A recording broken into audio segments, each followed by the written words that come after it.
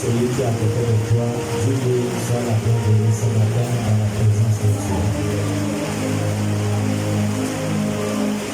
Salue notre personne, dis-lui, sois la bienvenue ce matin dans la présence de Dieu.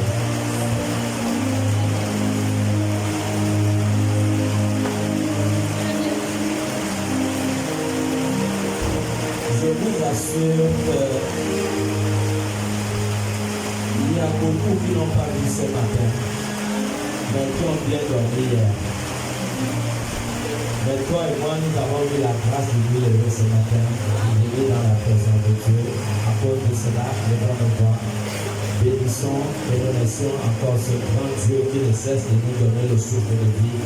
Prions au nom de Jésus. Seigneur, ce matin, nous venons encore te bénir. Nous te rendons encore grâce.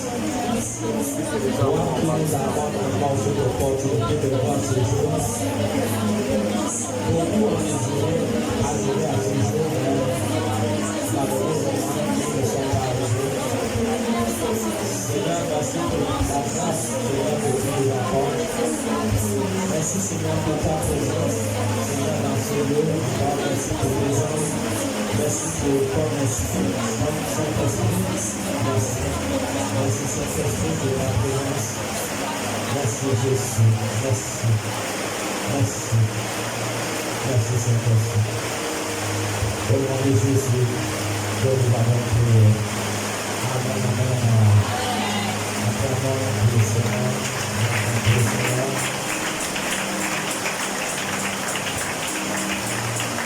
Alors, pendant que tu ne veux pas ta Bible, nous allons lire la parole de Dieu.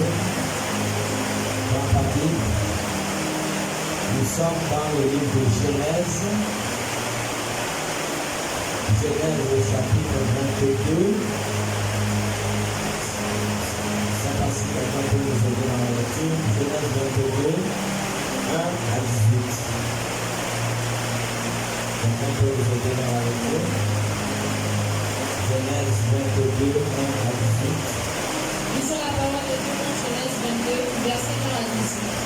Il est écrit: Après ces choses, Dieu mit Abraham à l'épreuve et lui dit: Abraham. Et il répondit: Le voici. Dieu dit: Prends ton fils, ton unique, celui que tu aimes, Isaac, va-t'en au pays de Moria, et là offre-le en holocauste sur l'une des montagnes que je te dirai. Abraham se leva de bon matin, serra son âne, et prit avec lui 2 serviteurs et son fils Isaac. Il prendit du bois pour l'holocauste et partit pour aller au lieu que Dieu lui avait dit. Le 3e jour, Abraham leva les yeux, vit le lieu de loin. Et Abraham dit à ses serviteurs: Restez ici avec l'âne. Moi et le jeune homme, nous irons jusque-là pour m'adorer, et nous reviendrons auprès de vous. Abraham prit le bois pour l'holocauste, le chargea sur son fils Isaac, et porta dans sa main le feu et le couteau. Et il marcha tous deux ensemble. Alors Isaac, parlant à Abraham, son père, dit: Mon père. Et il répondit: Me voici mon fils. Isaac reprit: Voici le feu et le bois, mais où est l'agneau pour l'holocauste? Abraham répondit: Mon fils, Dieu s'occupera lui-même de l'agneau pour l'holocauste. Et ils marchèrent tous deux ensemble. Lorsqu'ils furent arrivés au lieu que Dieu lui avait dit, Abraham y leva un autel et rangea le bois. Il y a son fils Isaac et le mit sur l'autel par-dessus le bois. Puis Abraham étendit la main et prit le couteau pour égorger son fils. Alors l'ange de l'Éternel appela des cieux et dit: Abraham, Abraham. Et il répondit: Me voici. L'ange dit: N'avance pas ta main sur l'enfant et ne lui fais rien, car je sais maintenant que tu crains Dieu et que tu n'as pas refusé ton fils, ton unique. Abraham leva les yeux et vit derrière lui un bélier retenu dans un buisson par les cornes. Et Abraham alla prendre le bélier et l'offrit en holocauste à la place de son fils. Abraham donna à ce lieu le nom de Jéhovah Jireh. C'est pourquoi l'on dit aujourd'hui: à la montagne de l'Éternel qui sera pure. L'ange de l'Éternel appela une seconde fois Abraham des cieux. Et il dit: Je le jure par moi-même, parole de l'Éternel, parce que tu as fait cela, et que tu n'as pas refusé ton fils, ton unique, je te bénirai, et je multiplierai ta postérité, comme les étoiles du ciel, et comme le sable s'appuyait au bord de la mer, et ta postérité possédera la porte de cette église. Toutes les nations de la terre seront bénies en ta postérité, parce que tu as obéi à ma voix. Amen. Allons-y dans un deuxième passage dans Marc 5, 25 à 34. Marc 5, verset 25 à 34. Or, il y avait une femme atteinte d'une perte de sang depuis 11 ans. Elle avait beaucoup souffert entre les mains de plusieurs médecins. Elle avait dépensé tout ce qu'elle possédait et elle avait éprouvé aucun soulagement. Mais elle était allée plutôt en empirant. Excusez-moi. Ayant entendu parler de Jésus, elle vint dans la foule par derrière et toucha son vêtement. Car elle disait, si je puis seulement toucher ses vêtements, je serai guérie. Au même instant, la perte de sang s'arrêta et elle sentit dans son corps qu'elle était guérie de son mal. Jésus connut aussitôt en lui-même qu'une force était sortie de lui. Et se retournant du lieu de la foule, il dit, qui a touché mes vêtements? Ses disciples lui dirent, tu vois la foule qui te presse, et tu dis, qui m'a touché? Et il regardait autour de lui pour voir celle qui avait fait cela. La femme effrayée et tremblante, sachant que ce qui s'était passé en elle, vint se jeter à ses pieds, et il lui dit toute la vérité. Mais Jésus lui dit, ma fille, ta foi t'a sauvée, va en paix, et sois guérie de ton mal. Amen. Asseyez-vous dans la présence de Dieu.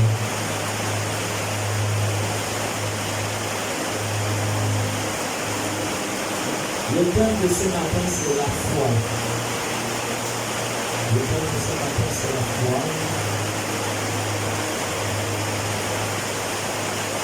Je l'ai toujours dit que la foi est la plus grande bénédiction que Dieu a infligée au-dedans de l'homme. Nous parlons sur la foi ce matin. C'est la plus grande bénédiction que Dieu a autorisée à l'homme. Abraham avait été appelé par Dieu. Après 25 ans de marche avec Dieu, la foi d'Abraham devait être éprouvée. La foi d'Abraham devait être éprouvée.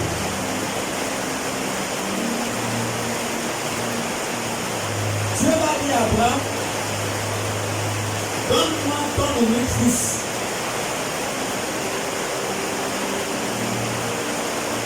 Le fils de la promesse. C'est celui-là que Dieu va demander à Abraham.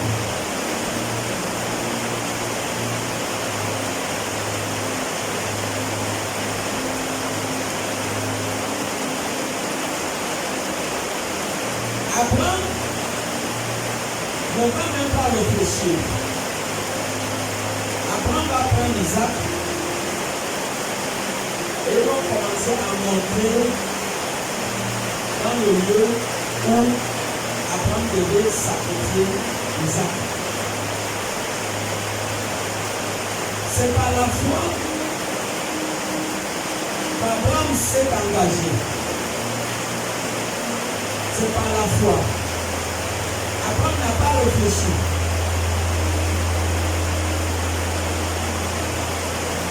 C'est par la foi qu'il s'est engagé. À chaque moment que vous marchez avec Dieu, vous devez connaître que votre foi sera éprouvée. Votre foi sera éprouvée. Votre foi sera mise à l'épreuve. À chaque moment que Dieu est prêt à faire des grandes choses dans votre vie, à chaque moment que votre statut est prêt à être changé, Dieu va éprouver votre foi. À chaque moment que ton histoire est prête à changer, à chaque moment que Dieu est prêt à t'amener à un second niveau, ta foi va être éprouvée.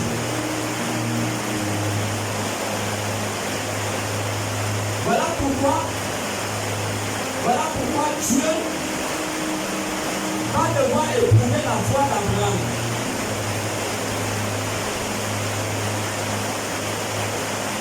Dieu ne donne pas la grandeur, la hauteur, la gloire. Il ne donne pas cette valeur à ceux qui n'ont pas fait preuve de leur amour vis-à-vis de Dieu. Est-ce que tu comprends? Quand tu es dans le programme d'être visité par Dieu, ou quand Dieu est prêt à changer ton histoire, quand Dieu est prêt à enlever la souffrance dans ta vie, ta foi doit entrer en jeu. Ta foi va entrer en jeu. Remarquez bien, quand Genèse 12, Dieu va appeler Abraham. Dieu l'a seulement dit, sors de ta maison, de ta partie, va dans un lieu que je t'indiquerai. Donc, l'histoire d'Abraham était prête à changer. Mais Abraham devait mettre sa foi en marche. Il devait mettre sa foi en marche en s'engageant, en obéissant à cet ordre divin, en obéissant à une recommandation. Quand Dieu va changer ta vie, Dieu va te donner une recommandation. Dieu va t'amener à obéir à quelque chose. Dieu va t'amener à accomplir quelque chose. Ton élévation dépend de ton engagement à appliquer, à obéir à cette exigence que Dieu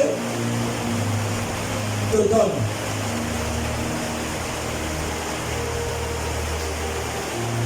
Abraham ne savait pas ce qu'il attendait de l'autre côté.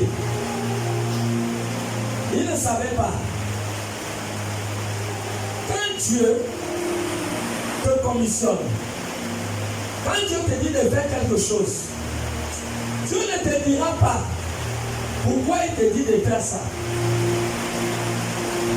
Parce qu'il arrive des moments que Dieu veut changer ta vie.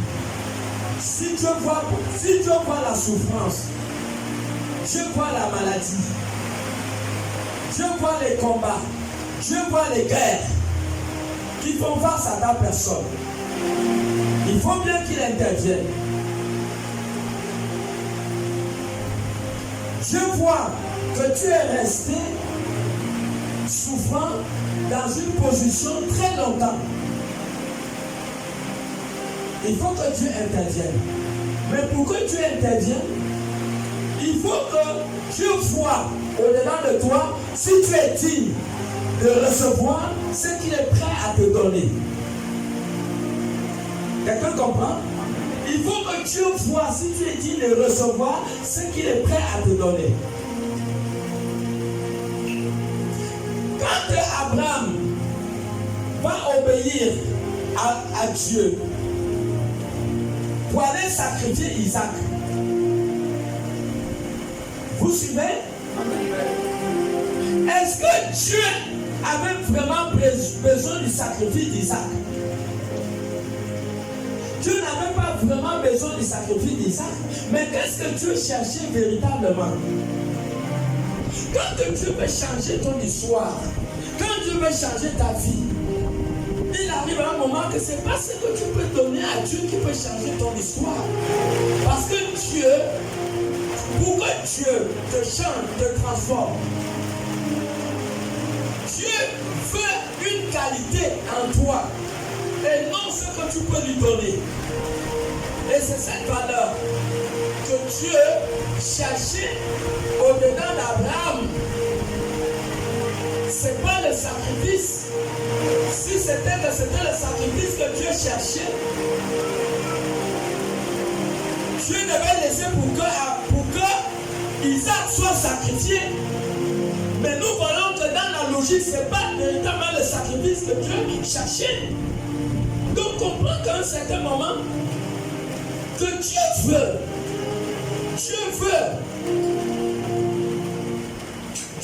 que tu obéisses à un ordre.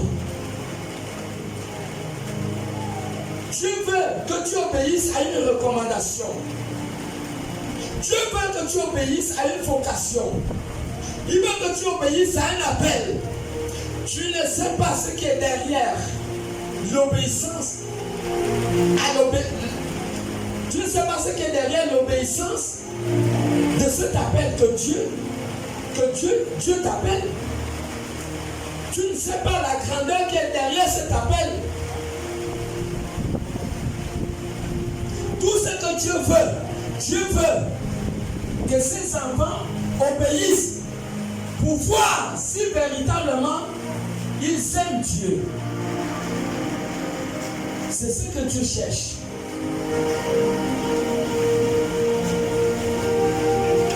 Dieu cherchait si véritablement Abraham l'aimait. Vous voyez? Dieu cherchait si Abraham véritablement le craignait. Dieu cherchait si Abraham avait véritablement la foi pour que le diable vous détruise. Le diable va chercher votre foi. Acceptez de tout perdre. Acceptez de tout perdre. Mais n'acceptez jamais de perdre la foi. Vous perdez la foi, vous êtes mort. Même si vous êtes vivant.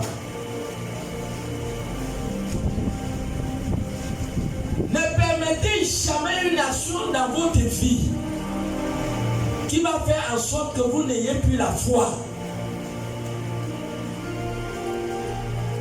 La foi est cette vertu qui te donne le droit d'entrer dans les promesses de Dieu. La foi te permet d'amener en existence ce que Dieu avait promis pour toi. La foi permet en sorte que les promesses de Dieu s'accomplissent dans ta vie. La foi est ta sécurité.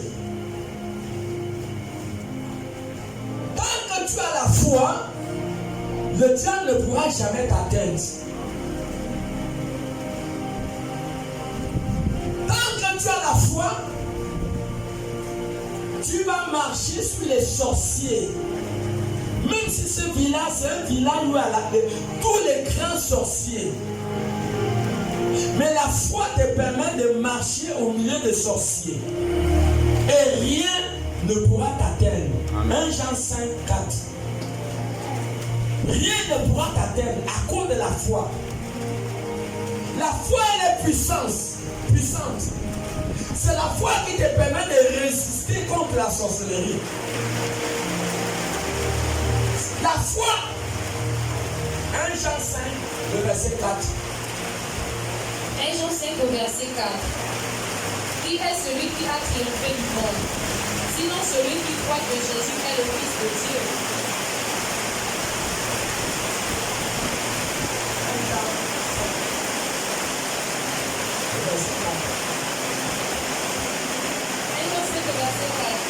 Parce que tout ce qui est né de Dieu triomphe du monde. Parce que tout ce qui est né de Dieu triomphe du monde. Et la victoire qui triomphe du monde, La victoire qui triomphe du monde, c'est notre foi. c'est notre foi. Quelqu'un comprend?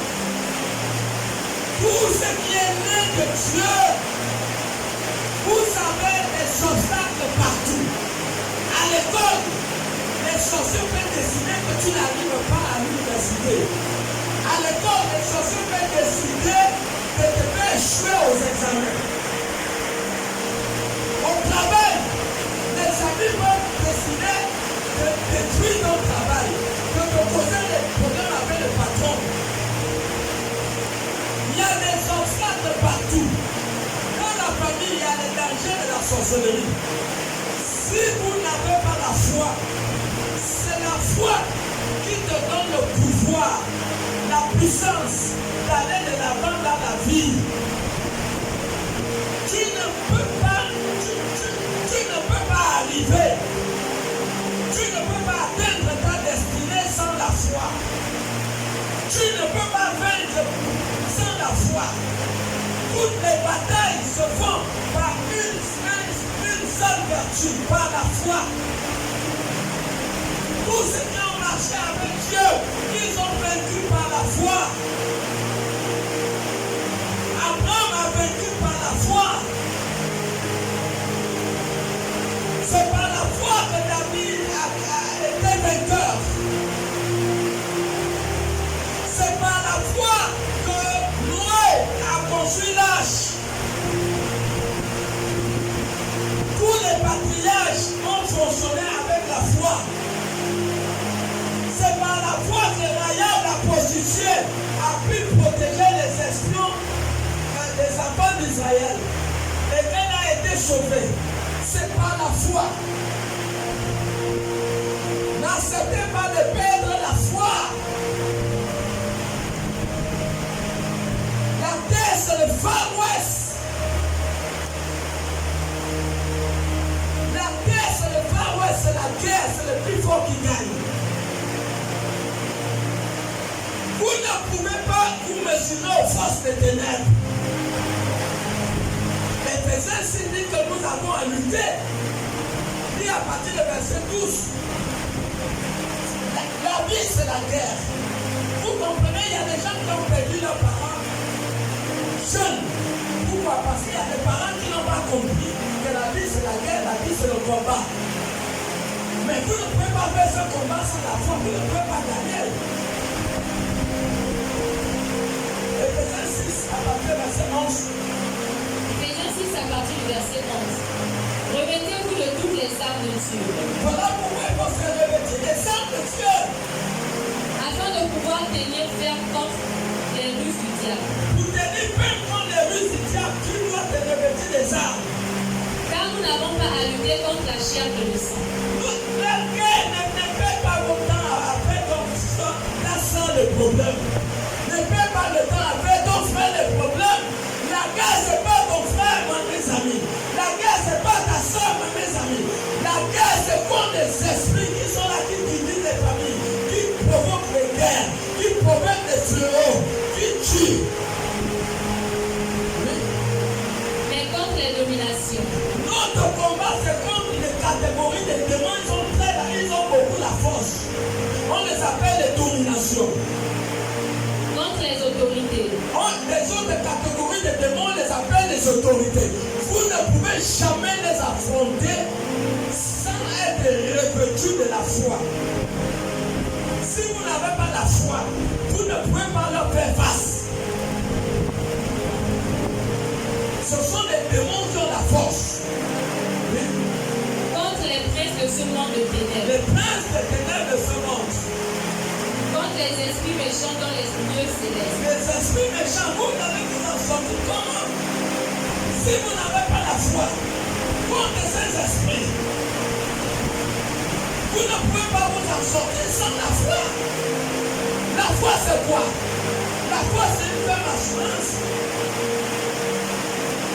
Des choses qu'on croit, des choses qu'on espère. Une démonstration de ce qu'on ne voit pas. La foi, c'est quoi? La foi, c'est croire en Dieu. La foi, c'est quoi? La foi, c'est le fétiche de Dieu. Quelqu'un comprend? Amen. Il y a les mandatons, le fétiche. Mais nous, notre fétiche, c'est la foi. Je ne sais pas, je pense à comme ça pour essayer d'amener à comprendre à tout un chacun. Vous allez voir les gens, ils ont les corps de main. Les autres ont les corps ici, les protections. Vous comprenez? Ils sont chargés avec les protections partout. Les autres ont les qualifications. Les autres sont allés s'initier. Dans le petit, le congrès et tout ça. C'est ça leur protection. Mais nous, notre protection, ce n'est pas les choses. C'est la foi dans le cœur. Croire que Dieu est là. Croire que Dieu est là.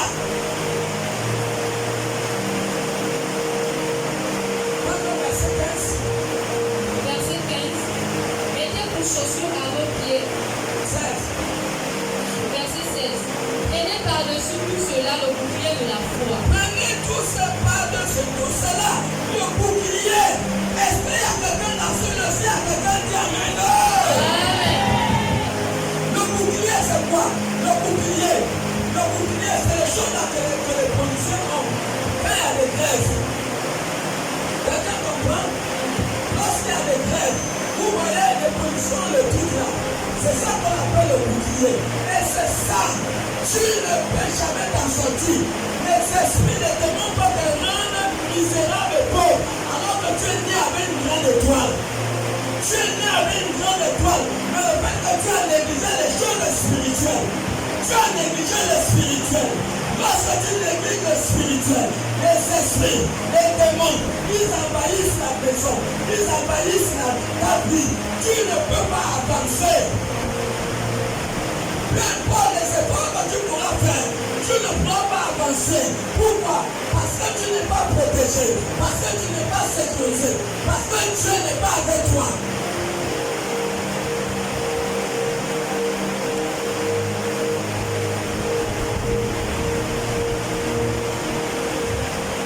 Hébreux 11:6.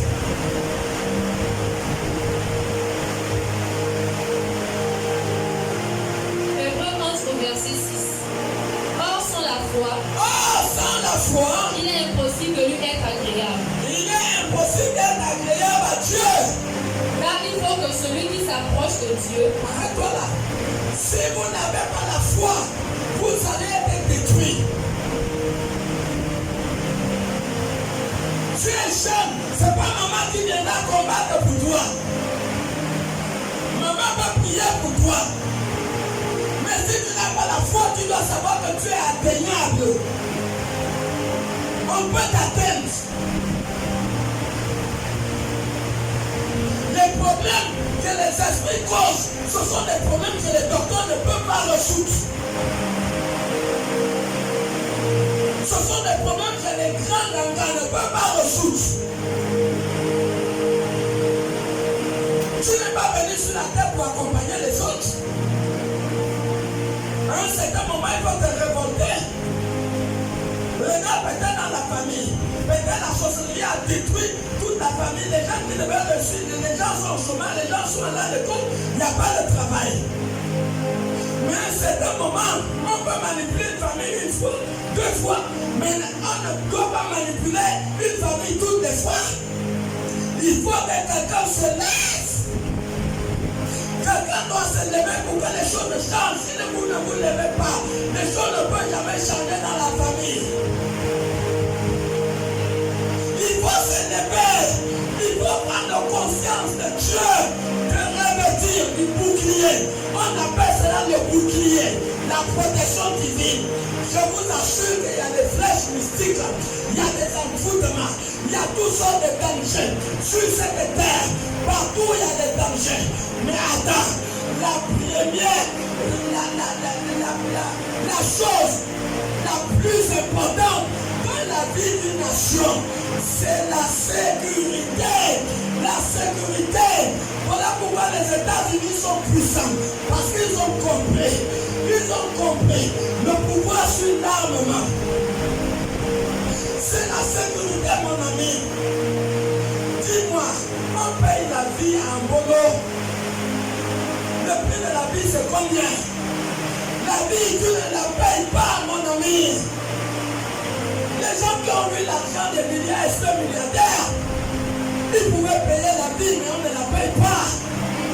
Comprends que tu as un rôle à jouer pour que tu ailles devant, pour que tu arrives à l'université. Tu as un rôle à jouer. Tu as un rôle à jouer pour que tu travailles, pour que ta famille change. Tes pièces, tes accoutrements, tu as un rôle à jouer. Jusqu'à quand tu seras spectatrice? Tu sais bien que ce qui se passe dans ta famille, c'est pas normal. Et tu es là, tu vois. Mais tu peux changer les choses. Amen, amen. Quand quelqu'un dit que les choses vont changer. Oui, tu peux changer les choses. Si tu t'élèves, le royaume de Dieu appartient aux violents. Quand c'est un moment, il va dire assez, ça n'est assez. J'ai tellement souffert, ma famille a tellement souffert. Bien-aimé, tu as dans les chaînes de prière et abattre le Goliath qui a rendu ta famille malheureuse. Il faut abattre ce Goliath. Les Goliaths ne tombent pas avec n'importe quoi. Les Goliaths ne tombent pas à la foi. Si tu n'as pas la foi, tu ne peux pas affronter Goliath. Même le roi Saül, il est arrivé. Il avait peur d'aller affronter Goliath. Tout l'armée d'Israël était dans la peur. Goliath menaçait tout Israël. Ils étaient menacés par une seule personne. Oui, ça peut arriver dans plusieurs familles. Il y a ce qu'on appelle l'homme fort. L'homme fort est là pour rendre la famille malheureuse. L'homme fort est là pour rendre la famille malheureuse. Si vous n'allez pas vers Jésus, si vous ne venez pas à l'église pour vous revêtir de la puissance, pour faire face à la menace de votre fille, faire face à la menace de votre famille, même après ce dimanche, au nom de Jésus-Christ dont je suis le serviteur, je ne sais pas ce qui menace ta vie. Peut-être c'est un esprit, peut-être c'est un démon. Mais prends la décision, entre même dans un sale jeûne de 3 jours. Entre dans un jeûne de 3 jours. Ou entre dans un jeûne de 7 jours. 6 à 18 heures. Entre dans un jeûne violent. Chaque gloire a un pas. Chaque bonheur a un début. Et aujourd'hui, plein de début d'une nouvelle histoire dans ta vie.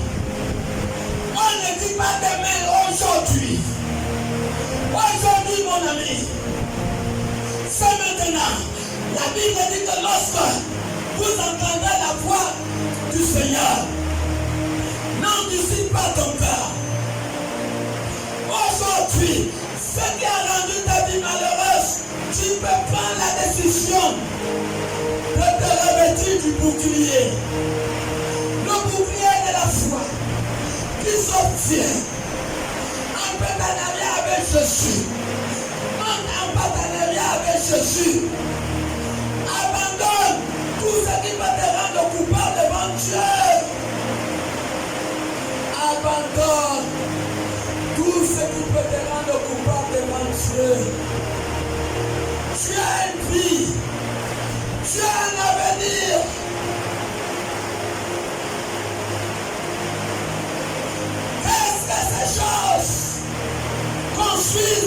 vie?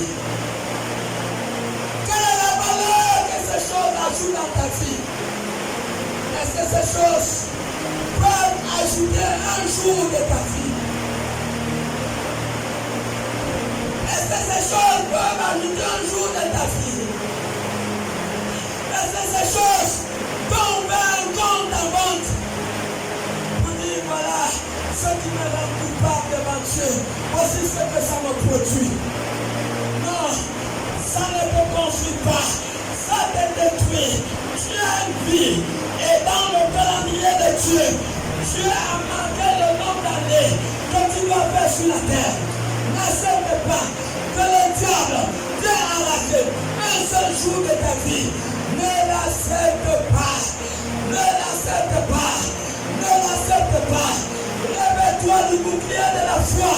Tous les patriotes, ils ont vaincu par la foi. Ils ont vaincu par la foi.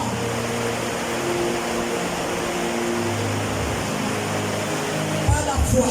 1 Jean 3, 22. Par la foi. La foi est une puissance. La foi fait venir des choses de l'invisible au visible. La foi. 1 Jean 3, 22. 1 Jean 3, verset 22. Quoi que ce soit que nous demandions, Quoi que ce soit que tu demandes à Dieu, mon ami, nous le recevons de lui, tu vas le recevoir de Dieu. parce que nous garderons ses commandements Parce que nous gardons ses commandements. et que nous faisons ce qui lui est agréable. Marche pas avec une conscience coupable devant Dieu. Il y a la puissance dans la sincérité. Il y a la puissance dans la vérité. Rien d'autre pourra te libérer des forces des ténèbres. Dieu ne travaille pas avec les captifs. Dieu ne travaille pas avec les prisonniers. Jean 8:32 nous fait comprendre que nous connaîtrons la vérité et la vérité nous rendra libres. Marche devant Dieu, pas avec une conscience coupable. Si Dieu était coupable, viens devant le Seigneur de gloire. Mets-toi à genoux. Confesse-toi devant Dieu et devant les hommes. Sois libéré de toute culpabilité. Et va de l'avant. Va de l'avant. En allant devant pour conquérir ta destinée. La destinée s'obtient au prix d'une conquête. C'est la guerre. Et nous avons besoin de Yeshua et Mashiach. Nous avons besoin de Jésus. Nous avons besoin de la foi. Tu as besoin de la foi. Si tu n'as pas la foi, mon ami, tu n'iras nulle part. Les grands sont tombés. Beaucoup sont tombés. Pourquoi? Parce qu'ils ont perdu la foi. Ne perds pas la foi. Ne perds pas la foi. Sois attaché à Dieu. Attache-toi à Dieu et tu auras le bonheur. Tu jouiras la paix. Attache-toi à Dieu, mon ami. La meilleure vie est celle que tu marches avec ton Créateur. C'est la meilleure vie. La vie d'assurance. La vie de la sécurité. Personne n'aimera mourir avant son temps.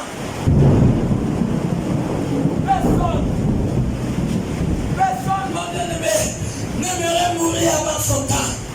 Personne. Voilà pourquoi tu dois t'attacher à Dieu. Le succès est en relation avec ta relation en Dieu. Tu veux le succès. Attache Attache-toi à Dieu. Attache-toi à Dieu. Personne ne viendra combattre à ta place. Personne ne viendra combattre à ta place. Personne. Personne. Les gens que les pères et les mères peuvent combattre à la place, ce sont des bébés qui ne connaissent pas le bien et le mal. Et lorsqu'un être humain, un enfant, connaît le bien et le mal, alors il doit apprendre à se défendre. Tu dois apprendre à te défendre.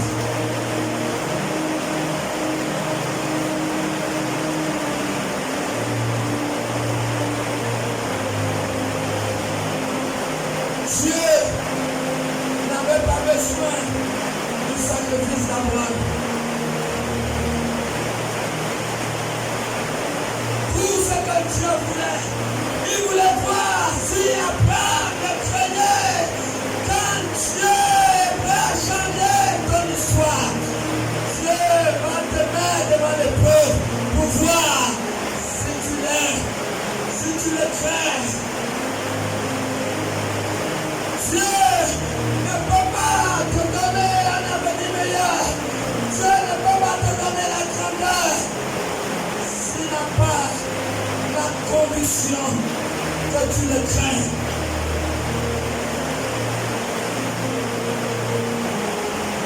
Ta vie peut changer. Tu peux être guéri, mon ami. Ton statut peut changer. Ta famille peut changer. Oui, c'est possible. Marc 9, 23 dit que tout est possible à celui qui croit. Si tu crois, tu verras la gloire de Dieu. Si tu crois, tu verras la gloire de Dieu. Est-ce qu'on peut acclamer pour le Seigneur? Votre violence, assez, ça n'a assez. Dieu a tellement souffert. Assez, ça n'est assez. Ton heure est arrivée. Cependant, si cela ne plaît pas, que la personne dise Amen. Je déclare que cependant, ton heure est arrivée. Mon bien-aimé, ton heure est arrivée. L'heure de la violence, violente de toi. Le monde nous dit quoi? Le monde nous donne pas rien. Vanité de vanité, tout est vanité. Nous n'avons rien à mener dans le monde et nous n'allons rien apporter le dernier jour. Le monde n'a rien de bon pour nous. La meilleure vie est celle que tu prends ton sang, est celle que tu prends la décision d'arrêter les choses qui t'ont ridiculisé, d'arrêter les choses qui n'ont pas permis que tu puisses avancer dans la vie. Est-ce que tu t'imagines que 2026, un homme s'est ajouté dans ta vie? Un homme, mon frère, un homme, ma soeur, s'est ajouté dans ta vie. Quand est-ce prendras-tu conscience de Dieu? Quand est-ce, mon ami? Quand est-ce? Le lendemain n'appartient à personne. Lorsque tu entends la voix de Dieu, c'est dans ce moment que tu dois prendre la véritable décision. Pendant que la force et la puissance de l'esprit est en mouvement, c'est là où la décision doit être faite pour un avenir meilleur. C'est là. C'est maintenant, c'est pas demain. La foi. Tu as la foi, peux prier, n'importe qui est malade, et si la personne a un cœur ouvert, je vous assure, la personne va recevoir la guérison. La foi, elle est puissante, elle est mystérieuse. La foi te donne la capacité de te revêtir de la puissance de Dieu. Tout est possible à celui qui croit. Tout est possible. La foi te plonge dans un monde de possibilités. Qu'est-ce que tu as besoin? Qu'est-ce que tu as besoin? Matthieu 21, le verset 22. Qu'est-ce que tu as besoin ce matin, ma soeur? Qu'est-ce que tu as besoin, mon frère? Réveille-toi de la foi et ton histoire va changer.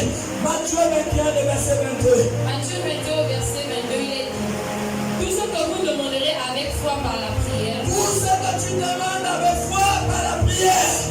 recevrez. Vous le recevrez. Tout ce que tu demandes avec foi. Oh non, la foi a la valeur dans toute nation, dans tout pays, dans tout village, dans toute ville.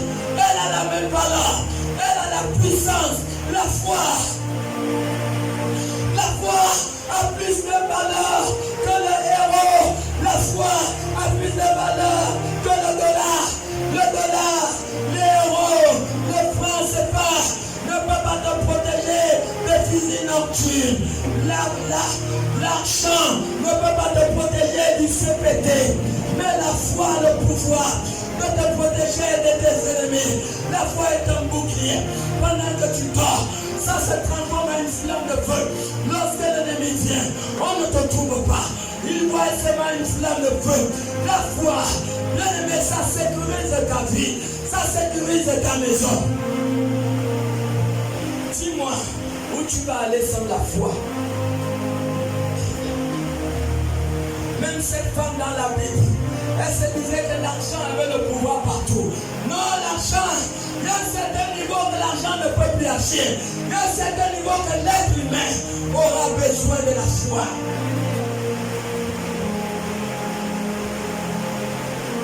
Et croyez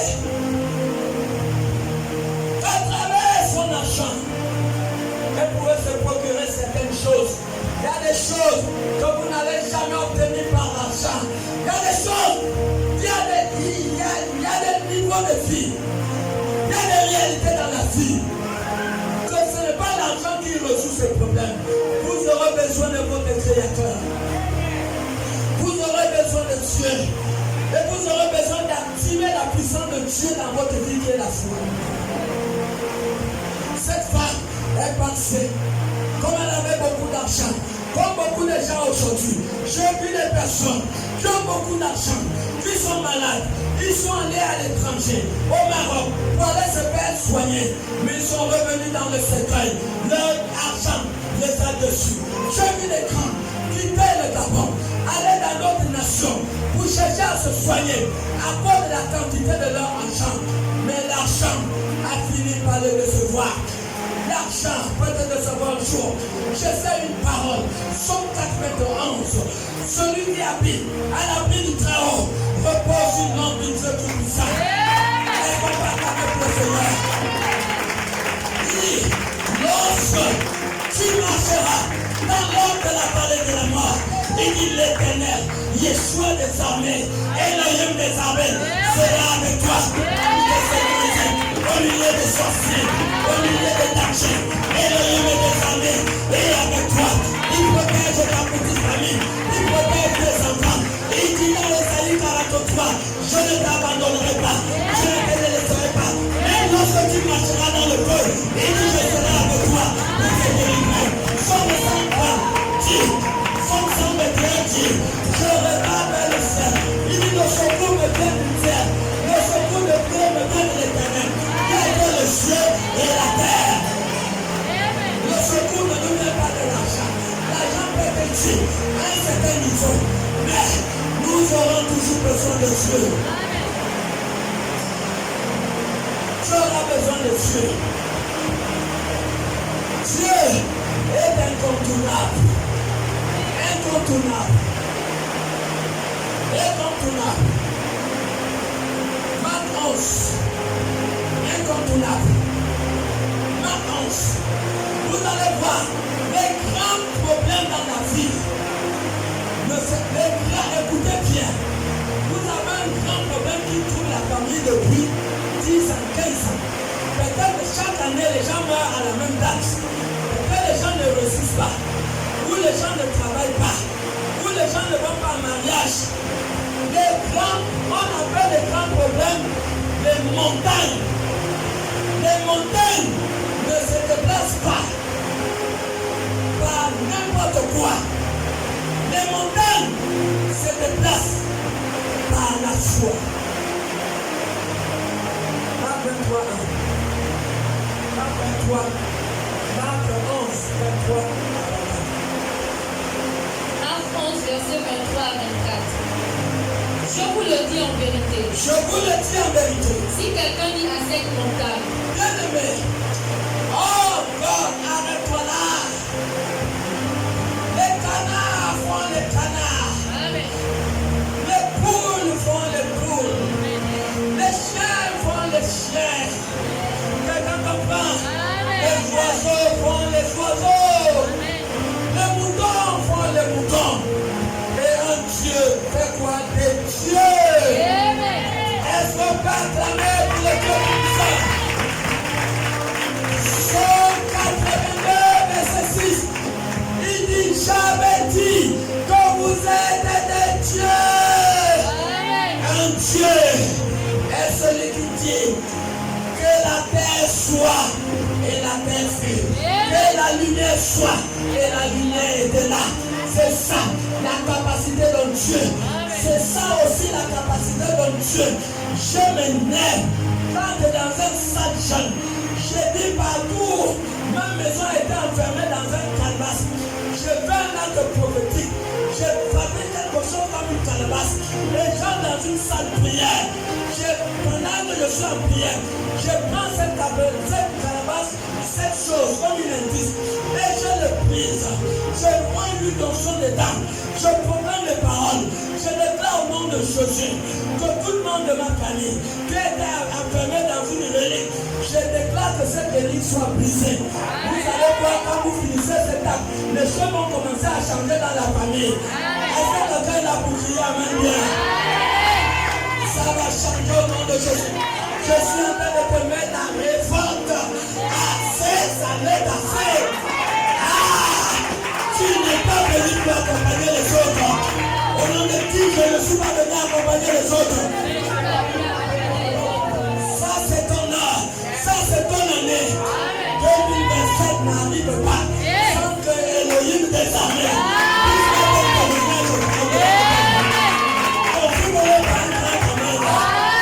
Confirme-le par un grand amen. Quand les choses arrivent, ça c'est l'année de la restauration. C'est l'année où la honte va quitter. Que quelqu'un dise Seigneur que toute pauvre sorte de ma vie. Dis Seigneur que toute honte sorte de ma vie. Au nom de Jésus, je déclare 2026 est l'année de mon témoignage. Au nom de Jésus, 2026 l'année de mon témoignage.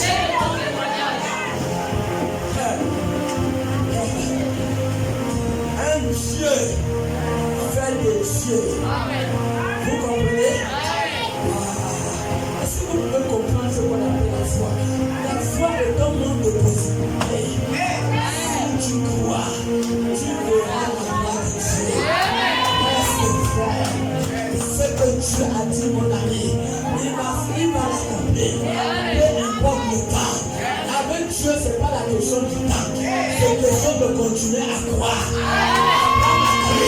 Dieu a donné la promesse à Abraham. 24 ans, un homme continue à croire.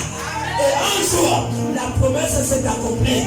Je me lève ce matin dans le puissant nom de Jésus. Et je déclare l'accomplissement de la parole de Dieu dans ma vie. Au nom de Jésus. Au nom de Jésus. Je déclare que tout vampire dans ta maison soit détruit au nom de Jésus. Tout sorcellerie dans ta famille soit détruit au nom de Jésus. Un jour nouveau se lève dans ta vie et dans ta maison. Au nom de Jésus, j'aspire le sang de Jésus dans ta maison. J'aspire le sang de Jésus dans ta maison. Que tout ce qui a été planté, que tu ne connais pas, Seigneur, je lève à genoux sur ton autel. Je présente toute famille dans ce lieu. Que tout ce qui a été planté dans la maison, qui cause le blocage, au nom de Jésus, au nom de Jésus, Elohim, allez détruire cela, au nom de Jésus, les âmes de Dieu, soient en